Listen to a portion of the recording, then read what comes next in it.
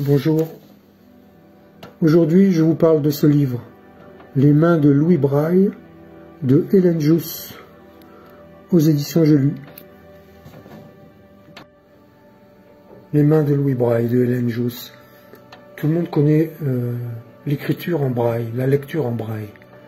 Et la plupart, je pense, savent que ça a été créé par quelqu'un qui s'appelait Louis Braille. Bien, Hélène Jousse a écrit un roman biographique de Louis Braille et j'ai trouvé ce livre passionnant, franchement. Passionnant, émouvant. Il y a des moments où j'avais presque envie de pleurer, j'avais des frissons, j'avais des moments de joie et des moments j'étais épaté. C'est un héros, c'est vraiment un héros international, c'est vraiment quelqu'un, je pense qu'il n'a pas le retour qu'il mérite. On n'en parle pas assez. Il devrait y avoir une station de métro Louis Braille, des rues Louis Braille, on devrait en parler beaucoup plus et faire beaucoup plus attention aux gens qui ont des handicaps d'ailleurs. Le roman de Hélène Jousse, elle prend le parti d'écrire un roman dans le roman, c'est-à-dire elle raconte l'histoire de Constance, qui est une scénariste, et donc qui est chargée d'écrire le scénario d'un futur livre sur la vie de Louis Braille. Donc en même temps, on suit la vie et le travail de Constance, et rien que ça, c'est passionnant. Et sur les traces de Louis Braille, en Seine-et-Marne, dans son village natal, à Coupvray, ensuite à Paris, à l'Institut Royal des Jeunes Aveugles, où il va aller à 10 ans. Le rapport à ses parents, son père, qui s'en est toujours voulu de l'accident de Louis, qui s'est crevé un œil dans son atelier, en voulant l'imiter, avec un poinçon.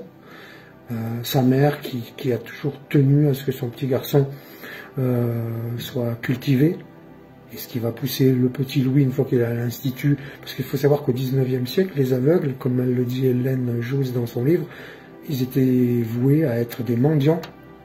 C'était des moins que rien de la société.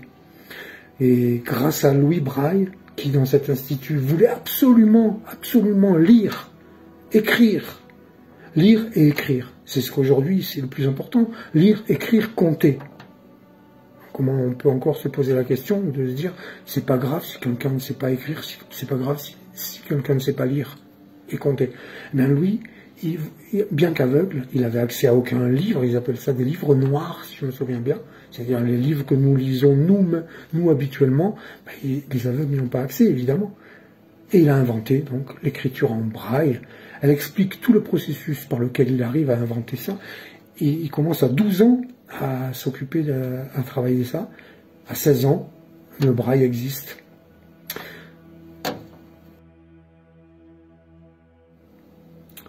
Le petit Louis Braille est né le 4 janvier 1809, je crois, je sais plus, au début du 19e siècle. Il est mort un 6 janvier 1852, 1852 ou 1859, je sais plus, je fais de mémoire. Et 100 ans après, il est au Panthéon. Le 6 janvier 1952 ou 59, il est au Panthéon. Et donc, il était enterré à Coupvray, il part au Panthéon, et là, Hélène, elle nous fait part d'une anecdote qui est franchement glauque, morbide. Et quand j'ai lu ça, je me suis dit, mais c'est pas possible. On a fait ça en France, je vous dis pas ce que c'est, hein, parce que si vous voulez le savoir, il faut lire le livre. Mais elle nous dit un truc, une anecdote sur le transport du corps de Louis Braille entre Coupvray et le Panthéon.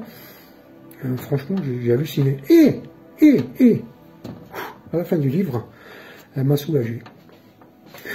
Voilà. À la fin du livre, il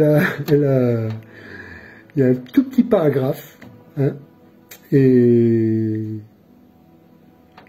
ça va mieux. Voilà, sur cette affaire-là. J'en dis pas plus. En tout cas, je dis franchement, ce livre, il est extraordinaire. Et alors, une petite anecdote, alors ça par contre c'est super important, c'est que j'ai terminé le livre hier, lundi, dans le train entre Grenoble et Paris.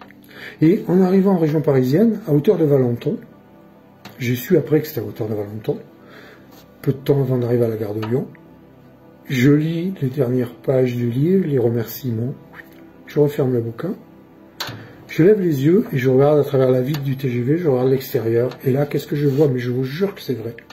J'ai une témoin qui était avec moi, ma copine. Je lève la tête et je vois deux immenses bâtiments. Regardez, c'est la photo. Voilà. Ce sont des bâtiments, c'est une œuvre d'art d'un artiste qui s'appelle JR. Ce sont les bâtiments d'une usine, d'une société, à Valenton, dans le Val-de-Marne. Et en fait, à peine j'ai terminé la lecture du livre Les mains de Louis Braille, je lève la tête et je vois deux énormes yeux qui me regardent. C'est quand même pas rien. Voilà. Je vous conseille ce livre, sincèrement.